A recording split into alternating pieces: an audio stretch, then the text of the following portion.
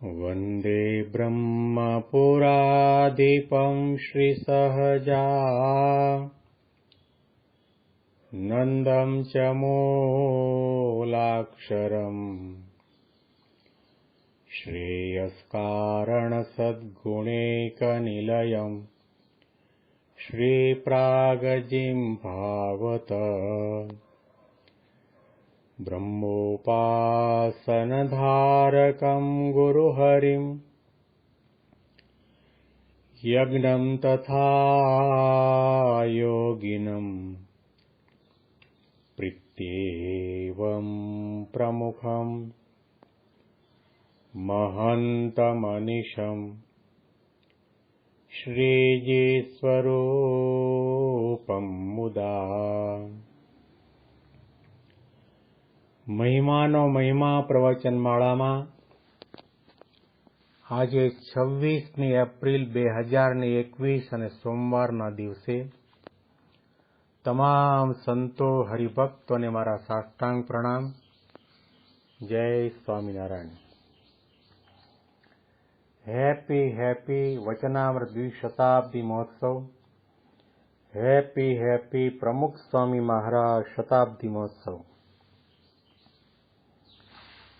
ગઈકાલથી આપણે ગઢડા મધ્ય પ્રકરણના 17મા વચનામૃતનો પ્રારંભ કર્યો. મહારાજ પોતે દાદા ખાચરના દરબારમાં એકાદશીના દિવસે રાત્રિના સમયની અંદર સંતો અને હરિભક્તોને ઉપવાસ છે, તપશ્ચર્યાનો દિવસ છે, તે વખતે સભા કરીને બિરાજમાન થયા છે. અને એકાદશીના દિવસે સંતોની ભજન મંડળી કીર્તન ગાન કરી રહી છે. મહારાજે કહ્યું કે હવે આપણે કીર્તન રાખો, આપણે થોડી જ્ઞાન વાર્તા કરીએ. અને મહારાજે પ્રશ્ન કર્યો કે ભગવાનનું સ્વરૂપ છે તેને કેટલાક ભક્તો માયાના 24 તત્વે સહિત સમજે છે અને કેટલાક ભક્તો તો માયાના તત્વે રહિત ભગવાનને સમજે છે, ચૈતન્યમય મૂર્તિ સમજે છે. આ બે પ્રકારના ભક્તની અંદર કોની સમજણ ઠીક છે અને કોની સમજણ ઠીક નથી. મહારાજ હંમેશના માટે ભગવાનના સ્વરૂપની વાત કરતા આવ્યા છે, ભગવાનના સ્વરૂપને તત્વે કરીને સમજાવતા આવ્યા છે. કારણ કે જ્યાં સુધી આપણને ભગવાનના સ્વરૂપનું યથાર્થ જ્ઞાન ન થાય ત્યાં સુધી વેદો આપણને કહે છે ઋતે જ્ઞાનાન્ન મુક્તિ, જ્ઞાન વગર મુક્તિ થતી નથી.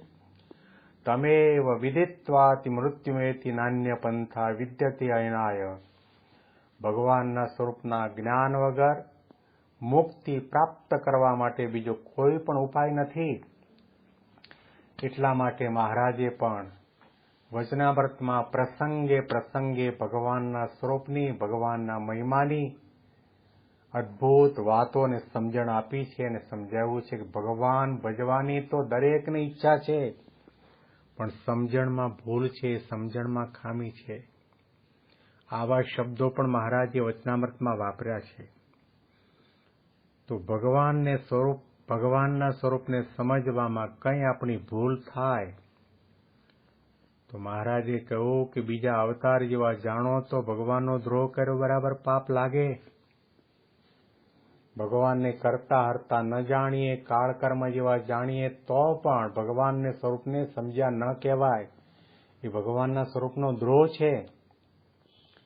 ભગવાનની આજ્ઞા ન પાડીએ, ભગવાનનું સ્વરૂપ ન સમજીએ, ભગવાન જેમાં રહ્યા છે એવા ગુણાતીત સંતની અંદર આપણને પ્રતીતિ ન આવે ને એમના જીવન અને કાર્યમાં અને ઉપદેશમાં શંકા કુશંકા થયા કરે, એ પણ મોટી ખામી છે. તો સમજવું કે આપણે ભગવાનને સમજ્યા નથી, સત્સંગને સમજ્યા નથી, આધ્યાત્મિક માર્ગને આપણે સમજી શક્યા નથી.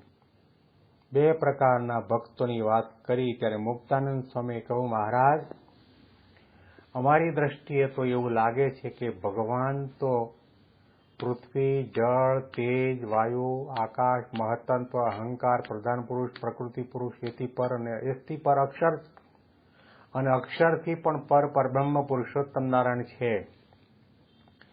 એ અનંત જીવાત્માના કલ્યાણ કરવા માટે આ પૃથ્વી પર પધારે છે, મનુષ્ય દેહ ધારણ કરે છે, ત્યારે પણ એમનામાં 24 તત્વ નથી જેવા અમારામાં મનુષ્યમાં જીવ પ્રાણી માત્રમાં રહ્યા છે.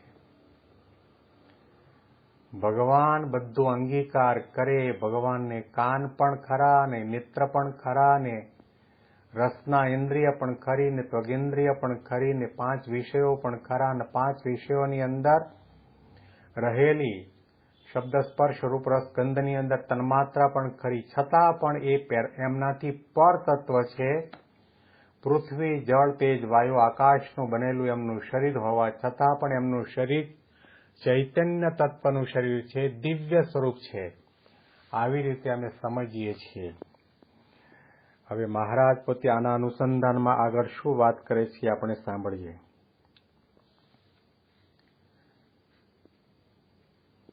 પછી મુક્તાનંદ સ્વામી કહ્યું છે, જે ભગવાનને વિશે માહિક 24 તત્વ સમજે એની સમજણ ઠીક નથી અને ભગવાનનું સ્વરૂપ માયાના તત્વે રહિત કેવળ ચૈતન્યમય સમજે તેની સમજણ ઠીક છે. પછી શ્રીજી મહારાજ બોલ્યા, જે સાંખ્યવાળે 24 તત્વ કયા છે તે સાંખ્યની મતે 23 તત્વ અને 24મો ક્ષેત્રજ્ઞ જે જીવ ઈશ્વરરૂપ ચૈતન્ય છે તે એ રીતે 24 તત્વ કયા છે. કેમ જે ક્ષેત્રજ્ઞને તો અન્યોન્ય આશ્રયપણું છે તે ક્ષેત્રજ્ઞ વિના ક્ષેત્ર કહેવાય નહીં અને ક્ષેત્ર વિના ક્ષેત્રજ્ઞ કહેવાય નહીં. તે માટે તત્વ ભેળા જીવ ઈશ્વરને કયા છે અને ભગવાન છે તે તો ક્ષેત્ર અને ક્ષેત્રજ્ઞ એ બેયના આશ્રય છે. માટે ભગવાન થકી માયિક તત્વ જુદા કેમ કહેવાય?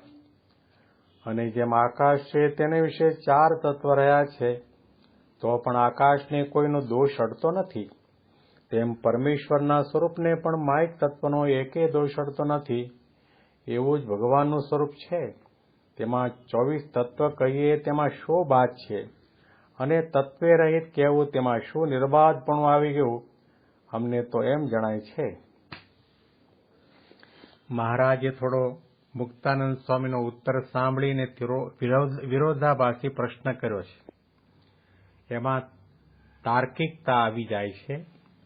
શ્રીજી મહારાજે કહ્યું કે સાંખ્ય અને યોગ 2 પ્રકારના માર્ગ છે, 2 જ્ઞાન છે, 2 શાસ્ત્ર છે, 2 દર્શન છે, સાંખ્ય દર્શન અને યોગ દર્શન.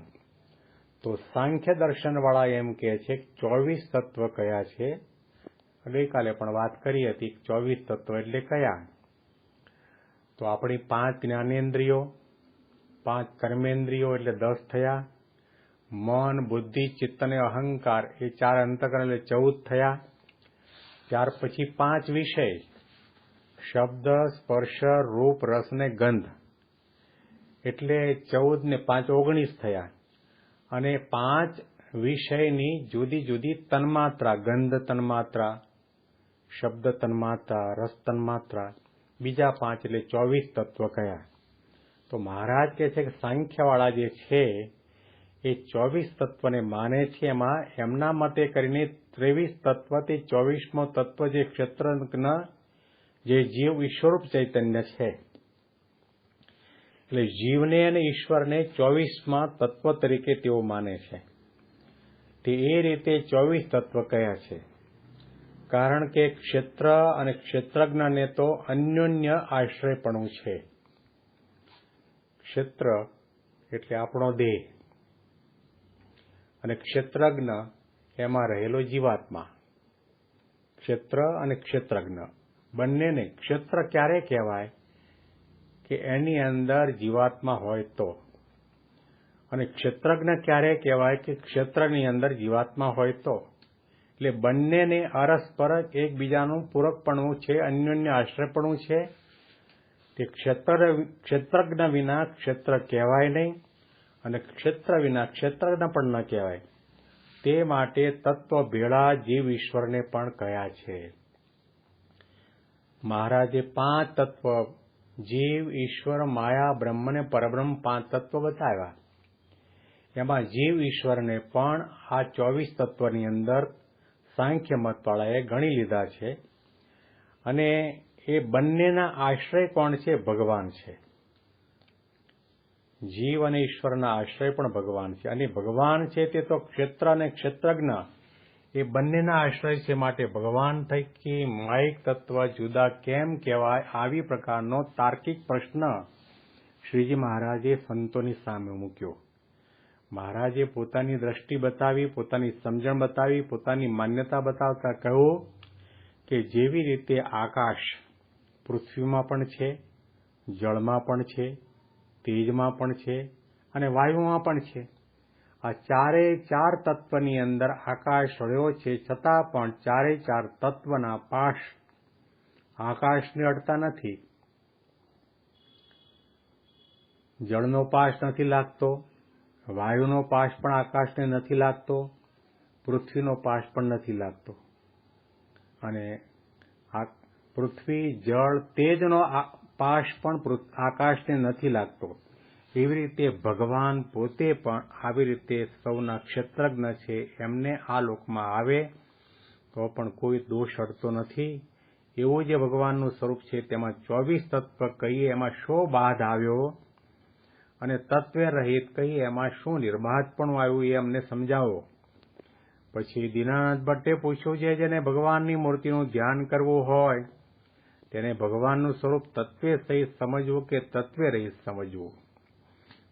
દીનાનાથ ભટ્ટ એટલે કે તે સમયના ગુજરાતના મૂર્ધન્ય વિદ્વાન કહી શકાય. અને આપણે સૌ કોઈ સંપ્રદાયની અંદર વર્ષોથી સાંભળતા આવ્યા છે કે દીનાનાથ ભટ્ટને શ્રીમદ ભાગવતના 18,000 શ્લોકો કંઠસ્થ હતા. અને એનો એ પ્રસંગ પણ આપણે જાણીએ છીએ. દીનાનાથ ભટ્ટ મહારાજની આજ્ઞા પ્રમાણે ઘણી વખત મહારાજની સભામાં ભાગવતની કથા પણ કરતા. અને ભાગવતની કથા ચાલતી હતી તે વખતે મહારાજે સંતો અને હરિભક્તોની વચ્ચે આ દીનાનાથ ભટ્ટને પ્રશ્ન કર્યો કે ભટ્ટજી, તમે ભાગવતના ભણેલા છો, ભાગવતના 18,000 શ્લોકો કંઠસ્થ કર્યા છે. અને એ દીનાનાથ ભટ્ટ છે આમોદ ગામના. તો અમારે પ્રશ્ન એ છે કે ભાગવતના 18,000 શ્લોકોની અંદર જીવાત્માના કલ્યાણના માટે અને મોક્ષના દ્વાર માટે કયું સાધન કરવું જરૂરી છે એ બતાવો. તમે કલ્યાણ માટે કોઈ શ્લોક નક્કી કર્યો છે ખરો? 18,000 શ્લોકો કંઠસ્થ છે અને ભાગવતની પારાયણ પણ કરે છે, પણ એમને શ્લોક હાથમાં ન આવ્યો. મહારાજે હિંટ આપીને કહ્યું કે ભટ્ટજી, આ ભાગવતના 12 સ્કંદ છે અને 12 સ્કંદની અંદર તૃતીય સ્કંદમાં આ શ્લોક છે. તેમ છતાં પણ ભટ્ટજી પોતે માથું ખજવાળતા રહ્યા અને કહ્યું મહારાજ હજી ખ્યાલ નથી આવતો. મહારાજે કહ્યું તૃતીય સ્કંદની અંદર 25મા અધ્યાયની અંદર આ શ્લોક છે. તો પણ આ શ્લોક એમને હાથમાં ન આવ્યો. ત્યારે મહારાજે કહ્યું ભટ્ટજી, તમે ભાગવત ભણ્યા પણ મુદ્દો પકડાયો નથી. એમ કહીને કહું કે ત્રીજા સ્કંદના 25મા અધ્યાયમાં 20મો શ્લોક છે. પ્રસંગમ અજરમ પાશમ આત્મના કવયો વિદુ સ એવ સાધુ સુકૃતો મોક્ષ દ્વારમ અપાવૃતમ. જેવી પ્રીતિ ને જેવી આત્મબુદ્ધિ ને આત્મીયતા ને મમતા પોતાના શરીરની સાથે ને પોતાના સગા સંબંધી પ્રત્યે છે, એવી પ્રકારની આત્મબુદ્ધિની પ્રીતિ ભગવાનના એકાંતિક સંતના પ્રત્યે થઈ જાય તો મોક્ષ દ્વારમ અપાવૃતમ. આવી પ્રકારના શબ્દો કપિલદેવ ભગવાને દેવહૂતિ માતાને કહ્યા છે. અને આનો ઉલ્લેખ પણ વચનામૃતની અંદર કરવામાં આવ્યો છે. આવા મહાન વિદ્વાન દીનાનાથ ભટ્ટ શ્રીજી મહારાજને પોતાને પ્રશ્ન પૂછે છે કે ભગવાનની મૂર્તિનું ધ્યાન કરવું હોય તો ભગવાનનું સ્વરૂપ તત્વે સહિત સમજવું કે તત્વે રહિત સમજવું? આટલા ભણેલા છે, આટલા વિદ્વાન છે, બુદ્ધિશાળી છે, પારાયણ પ્રવચન કરે છે, તો પણ એમને આ ખ્યાલ નથી આવ્યો. આના અનુસંધાનમાં આપણે વિશેષ વાતો આવતીકાલના પ્રવચનમાં આ જ વચનામૃતના માધ્યમથી સાંભળીશું. તમામ સંતો હરિભક્તોને મારા સાષ્ટાંગ પ્રણામ. જય સ્વામિનારાયણ. એક સૂચન કરવાનું મન થાય, આપણે વચનાવત વાંચીએ, સ્વામીની વાતો વાંચીએ, સદગુરુ સંતોના પ્રવચનો સાંભળીએ, એમાંથી કોઈ મુદ્દો આપણે આખો દિવસ માટે મનન ચિંતન કરતા રહીએ, એને સમજવા માટેનો પ્રયત્ન કરીએ, એને જીવનમાં ઉતારવા માટેનો પ્રયત્ન કરીએ. મહારાજ આપણને શું સમજાવવા માંગે છે એ મર્મને, મુદ્દાને પકડવાનો પ્રયત્ન કરીએ. તમામ સંતો હરિભક્તોને જય સ્વામિનારાયણ.